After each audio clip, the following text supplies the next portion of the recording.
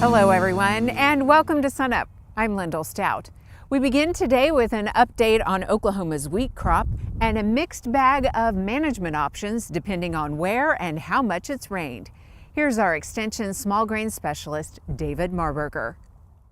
So we have finally gotten this rain in a number of parts of the state, and unfortunately, out towards the Woodward area, out in the Panhandle, they still haven't seen rain for months now. So that is setting up some different scenarios with our wheat crop here in different parts of the state. Talk a little bit about those scenarios and some of the challenges and different situations for producers now. So kind of the first scenario would be one where we were able to get the crop to germinate and maybe get a good stand overall. And what do we do from here on? Well, we've gotten some rain now, and that's perking things back up. So now it's kind of in a lot of cases, if that scenario, to kind of go along with what we're normally doing in terms of our management. Now the second scenario, and probably what most people have questions on right now, is we had maybe some part of our field germinated last fall, and we were able to get plants to establish.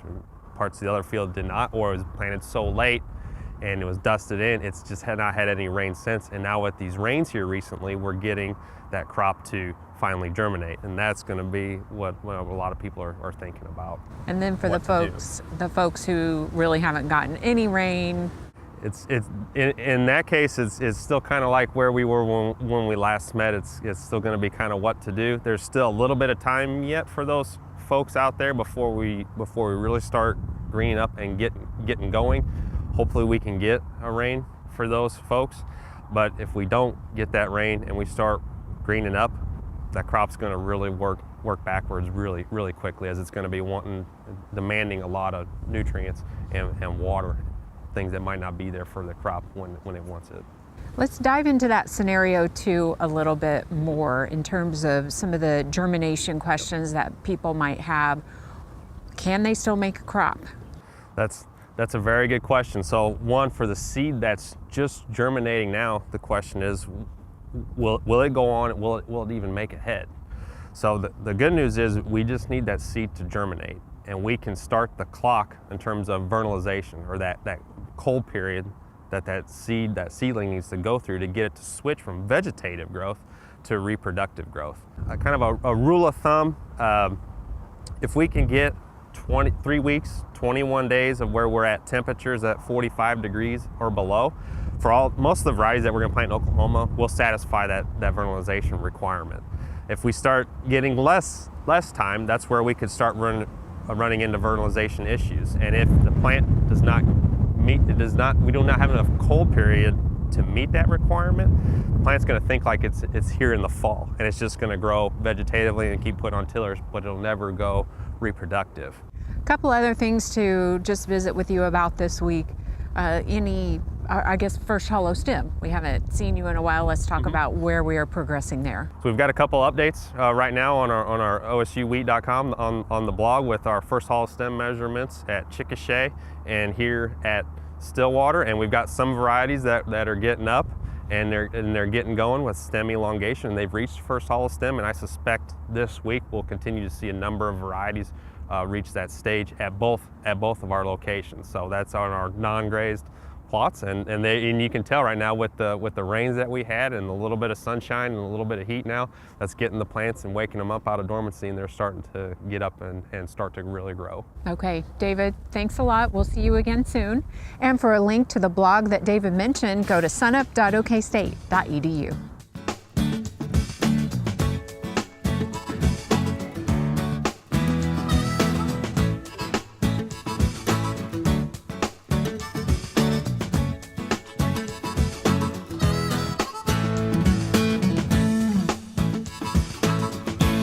Now an update on cotton. After some changes in how it's classified, we learn more from ag economist Eric DeVuyst.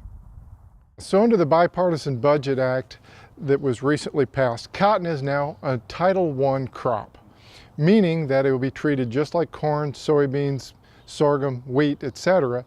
when it comes to the subsidy programs, including ARC, Ag Risk Coverage, and PLC, Price Loss Coverage. So they're going to have to reallocate their generic acres, very similar to the 2014 Farm Bill, where they had an opportunity to update base acres. They're going to have an opportunity to do that, or they can choose to transfer 80% of their generic base, or the higher of their average from 2009-2012 cotton acres, and convert those to a seed cotton base.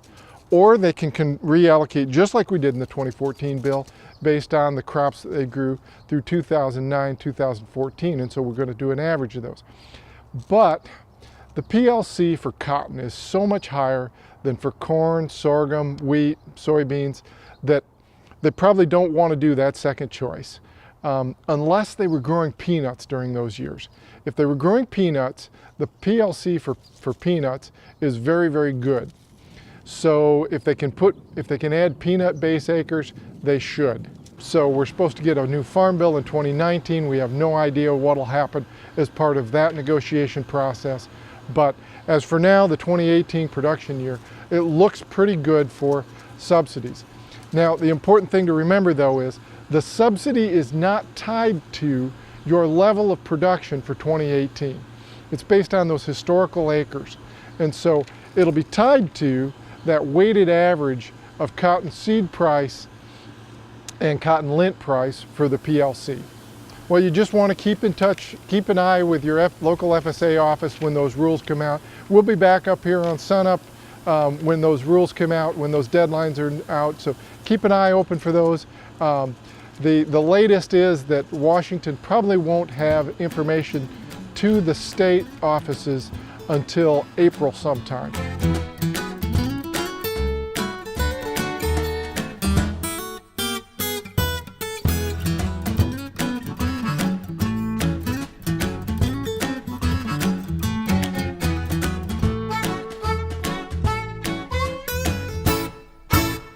Well, here we are in March, and the wheat is starting to green up because of a recent rain. And Derrell, will we see cattle going on that wheat soon? Well, wheat, you know, we try to graze cattle in through the winter, and then this is about the time of year we get into first hollow stem, we're pulling cattle off.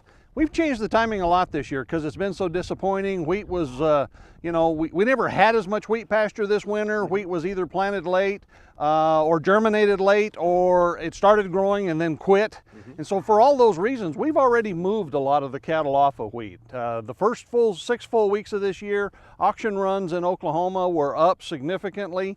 But in the last 2 weeks, as we're getting into the time when we typically see those runs of cattle coming off of wheat, actually the auction volume has been sharply lower. So I think we've already moved a lot of those cattle this year, and we won't see the normal wheat pasture run that we often get in March. Now that's stocker cattle. Let's move on into feeder markets. What are we seeing? Well, you know, feedlots filled up a lot over the winter. If you go back to October, November last year, a lot of those lighter weight cattle went into feedlots because they really didn't have a home in winter pasture. So feedlots are fairly full, and so, you know, as you think about it, even on January 1, we measured a slightly smaller feeder supply. Some folks were saying, well, that's going to help markets, and certainly it does help. We've already moved a lot of those cattle, as we just said, but at the same time, feedlots are fairly full, so they're not necessarily chasing as many cattle right now. So the overall balance hasn't changed a great deal, I don't think. Feeder markets are following pretty much a seasonal pattern right now. The lightweight calves are actually moving towards a March peak at this point. The heavyweight feeders actually bottom in February and start moving back up towards a summertime peak. What do you have advice-wise for those cattle producers that just bought 40 round bales and are thinking about continuing the herd through a potential dry season? Well, I think that's the thing right now is producers need to start now before they're completely out of feed and think about how you're going to stretch that, what's realistic about how much you can stretch that, right. And sort of set up a timeline of what you can do and then when you're going to have to make decisions to do something different. And of course, if we start getting rain, then all of that goes away, but it's really important to make some plans now before we get into that so that you kind of have a game plan in mind in case we just see a delayed spring or no spring at all. Okay, well, thank you very much, Derrell. Derrell Peel, Livestock Marketing Specialist here at Oklahoma State University.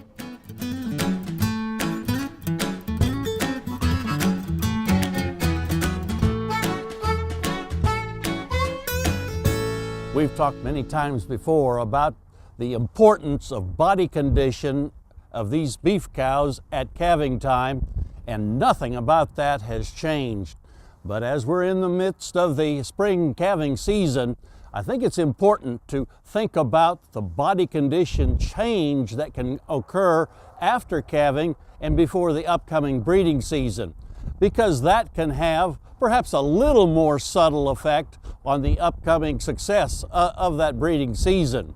Research here at Oklahoma State University back in the 80s took a look at what effect losing about a body condition score would do to the rebreeding percentage on a set of commercial beef cows. What they did, they fed the cows to where all of them were a midpoint 5 at calving time. And that's a real adequate goal for cows to be at the point of calving. After calving, half of the cows were lowered in their amount of energy and protein that they were received to where they lost nearly 1 body condition score between the time of calving and the start of the breeding season. The 2 sets of cows then were given a chance to be put back together for the rest of the summer and then pregnancy checked the following fall. The cows that were allowed to maintain their body condition were fed well enough to keep that body condition after calving into the breeding season, rebred at a very admirable 94% rate. Those that were allowed to lose a body condition score between calving and the breeding season was 21% lower at 73%. So we're entering that time of year where we need to keep this data in mind. It's a time when the warm season grasses are still dormant, they're very low in quality, and won't supply the energy and the protein that the cows need to maintain body condition while they're lactating and taking care of that baby calf. So it's upon us as cow managers to make sure that we perhaps bring out some extra high energy cubes or some real good quality hay, in addition to some perhaps some high protein cubes, to make sure that these cows continue to maintain that body condition between now and the start of the breeding season.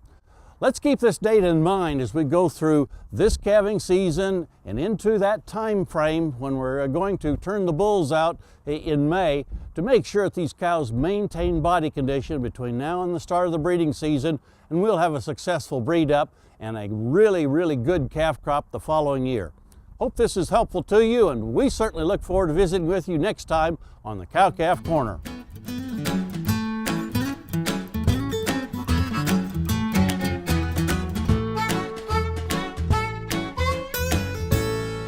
We've actually caught some rains across Oklahoma, and Brian, the wheat's starting to green up and kind of show the nitrogen needs. Yeah, ever since we had that rain, we've really had some good growth in our wheat crop wherever they got rain, and some good development. And right now we're getting a lot of calls on the enriched strip showing up. So, you know, this is a good opportunity to go over how do we manage, how do we sense those enriched strips. Now, the first step when the enriched strip shows up is to go to your local county extension office. All the county extension offices have a handheld GreenSeeker. If they don't, let me know and we can get them one, so that's not a problem. But we go and get that GreenSeeker and we go out to the field, and we want to take readings over the enriched strip, that green strip in the field. Write those numbers down on a notepad, take it in notes in your iPhone, somewhere. Write those numbers down from the enriched strip. And then right next to the strip, not 10 or 15 foot away, take another pass with that GreenSeeker and write down those numbers for the farmer practice. Now, we want to walk as long through the enriched strip as we can. So if the enriched strip is 100 foot, let's walk the whole area, avoiding bad spots. If there's a dead spot or a wet spot, let's avoid that and get that averages. Once we have those numbers, then we can go back on to either the online calculator or the app. So we have an iOS app and we have the online calculator. One of the advantages to where we're at right now in this 47-mile-an-hour wind, we're at the Perkins station, and the Mesonet site's just right over the hill over there. and we're next to I can't even speak, next to a green spot in the field. Kind of walk us through what we should do here. So these are actually enriched strips that we put out for research study, and you get your GreenSeeker from the county office unless you already have one, and you'd walk in the strip. And so you want to hold it about waist high, so you want to be about 3 foot high, and you want it to be level. And when you pull the trigger, you don't release. So you want to pull the trigger and hold on to it and keep it out in front of you level. And you want to be in front of you because if you pull it in to your side, if you pull it in right here, you're going to cinch your jeans and your boots. So you need it out in front of you. You can hold it to the side like this. It doesn't have to go forward. It can move any direction and cinch just fine. You hold on to the button until you're done with your length. It will calculate the average, and it'll show the average for about 2 seconds. So you need to make sure you get something to write that number down with and save it. And you just walk right back. If you have a really long enriched strip, if it's filled length, you can take a point here, get an average and write it down, and take another point. Now the sensor will, if you hold it this high, you'll be looking at an area about 2 foot by 2 foot around. And so that's the footprint it's looking at. So that's why you want to make sure if you're here, you're going to be kicking into it, and it's going to see your jeans or your shoes or your boots. So hold out in front and take that number and put it into the calculator. What would it be worth doing it on just the regular field too, or just the enriched strip? Okay, so that's a great point. So you have to have the enriched strip value, and so I say you walk out from the truck, you can get your enriched strip. On your way back, you have to have the off enriched strip or the farmer practice.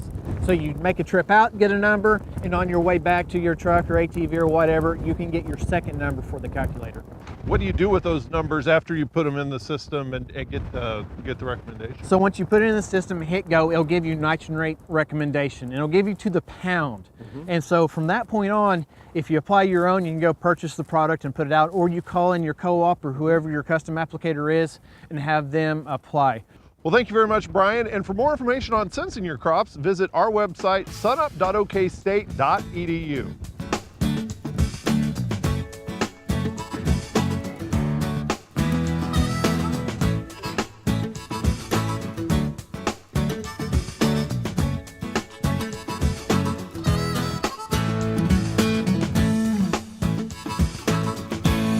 Kim Anderson, our crop marketing specialist, is here now. And Kim, we've seen some good rallies in the grain markets recently. What's the market news? Well, you look at wheat crop conditions. This weekly report showed improvements in Oklahoma, Kansas, and Texas. Of course, just a slight improvement, not very much.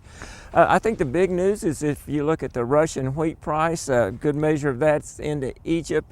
You go back to early January, it's $193 a ton. That's about $5.25 a bushel. That's loaded on a vessel in the Black Sea ports. This last week they sold to Egypt for $214 a ton. That's about $5.80. So you got about a 55-cent price increase there. You look at the Russian and Ukraine crop projections for 2018, probably down about 2%, not much, but slightly lower. Ukraine does have higher planted acres, but yields are expected to be down. French wheat conditions are the lowest in the last 4 years, so there could be some problems there. Of course, French wheat is soft red winter wheat rather than hard red. And the Australian wheat conditions are greatly improved over last year. Of course, they had a disaster in last year's crop, so they should get back closer to normal. And then if you look at the Canadian and spring wheat planted acres expectations, expected to be more acres planted in those areas. And you'd expect that with these higher wheat prices and a shortage of protein. Let's talk about changes in the managed fund positions in the futures markets and how that may have impacted prices. Well, that's really interesting, especially in corn and beans. So you look at corn, you go back a couple of weeks, they were short 240,000 contracts. They bought 340,000 contracts over the last 3 weeks. They're about 100,000 long now, but we only picked up 38.40 cents out of that. You look at soybeans, the funds have bought around 300,000 contracts, went from 100,000 short to about 200,000 long, and we picked up 40 or 45 cents there. Not much change in the wheat, especially hard red winter wheat. The funds are about 9 or 10,000 long in hard wheat and short in soft wheat, but not much changes there. And what's the market offering for harvest delivered wheat then? Well, if you look at harvest delivered wheat, about a 50 under basis there that July contract around 550. So $5 wheat for a forward contract for harvest delivery. You look at corn, 55 under the November corn contract. That contract's at about 405 now, so that gives you 355, and about the same for sorghum, maybe slightly lower, slightly higher depending on location. The soybean forward contract is a basis is a minus 90 cents. That contract's around 1040, so what'll that get you? Around $9.50 for soybeans. A little bit of optimism, we'll take it. You bet. Okay, Kim, thanks a lot. We'll see you soon.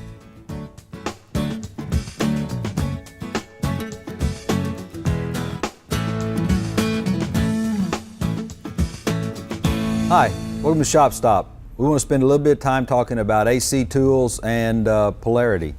Okay, what is polarity?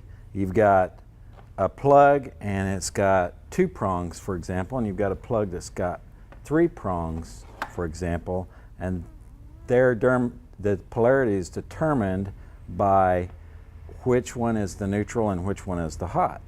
So you want to make sure that when you're plugging stuff in, that with your plugs as they match like this, that it'll only go into the outlet in one way.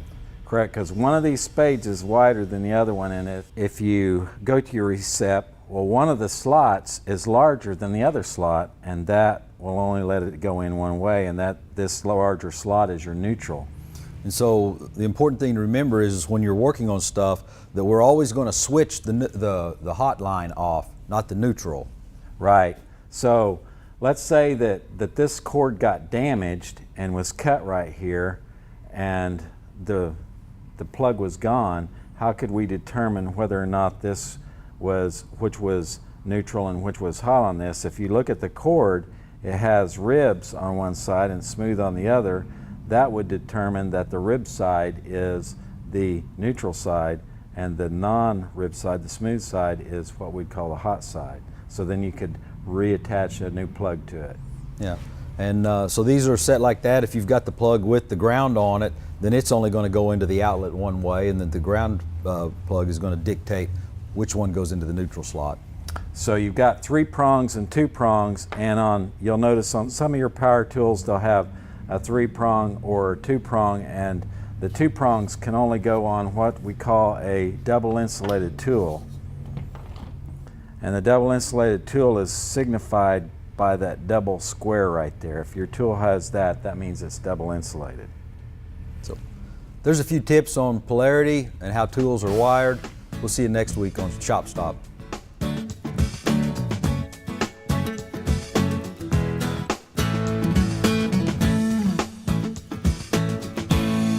Finally, today a look back at a SUNUP favorite, about a 4-H enrichment program that gives young people the opportunity to clear their minds. SUNUP's Curtis Hare takes us to Blaine County to learn more. Come on in. Okay, grab your mat. This isn't the PE class you remember from your elementary days. Sure, there's stretching and a little bit of sweating, but this is definitely something for the 21st century. At Watonga Elementary, 4th and 5th grade students are trading in jump ropes and jogging for mats and meditation. Okay, another deep breath in.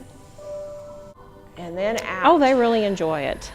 Actually, I've heard different comments about, oh, it's yoga day. They're excited when they get up in the morning and they're glad to come to school and do yoga. Since 2015, County Extension Director Joy Rhodes has taught yoga in the county schools. Okay. Relax your hands. The guru of Blaine County integrated the mind, body, and soul method after learning about the 4-H Yoga for Kids program. I had never done yoga before. I'd heard of it, but never really had an interest. I had done other things, and so when they offered it, I said, well, I'll just try it. I've seen a difference in myself when I do yoga. I'm more flexible, my feet don't hurt, my back doesn't hurt as bad. For the kids, the benefits of yoga were a little surprising. Good breath out. It helps me concentrate on my schoolwork and school. So it's relaxing. Yeah. It takes all the stress and pain. the deep breathing and learning to block out external things, especially when it comes time for testing, because some kids have test anxiety, and so teaching them to deep breathe and let your troubles go and be able to concentrate on what you need to concentrate at the moment. Namaste. Is it a lot better than running laps? Yes. Yes. Joy will teach about 8 sessions for the year in Watonga. As the 4th grade class filters in the room and gets warmed up for their session, I decide I want to join in and relax my mind for a bit. Being a natural athlete and all, I figure I can take to this yoga thing like a duck to water.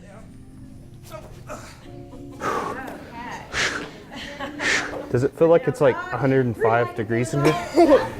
This is not easy. Luckily, 4-H'er Reese Coleman is here to help me along. Like this? Yeah. How's my form? It's good. What's your most favorite thing about yoga? That it helps me when I do tests, and it calms me down. Do tests stress you out? Sometimes, yeah. Why? Because when they're hard and I can't figure it out, then I kind of just breathe and then it helps me. All right, 1 to 10, guys, how did I do? Good. Hold on. A solid 6. What do you think, Reese? What'd you give me? I'd give you a 7. 7. I'll take 7. And this is actually an exercise that you can continue on through adulthood, at all ages, depending on you can tailor it to your needs, especially as you age. It's not just for young kids. While I'm leaving sweaty and sore, the 4th and 5th grade students at Watonga Elementary are headed back to class, refreshed and ready to take on the rest of the day. And Joy says she plans to keep yoga in her county for the foreseeable future. In Blaine County, I'm Curtis Hare. That'll do it for us this week. Remember, you can find us anytime at sunup.okstate.edu and also follow us on YouTube and social media. I'm Lyndall Stout. Have a great week, everyone, and remember, Oklahoma agriculture starts at sunup.